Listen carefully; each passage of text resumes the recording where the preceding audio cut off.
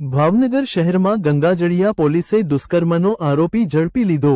શહેરના ફુલસર વિસ્તારના રામદેવનગરમાં રહેતો આરોપી ઝડપાયો। આરોપી સામે પોક્સો એક્ટ અંતર્ગત દુષ્કર્મની ફરિયાદ નોંધાઈ હતી। સગીર વયની બાળા સાથે શારીરિક અડપલાને લઈને ફરિયાદ દાખલ કરાઈ હતી।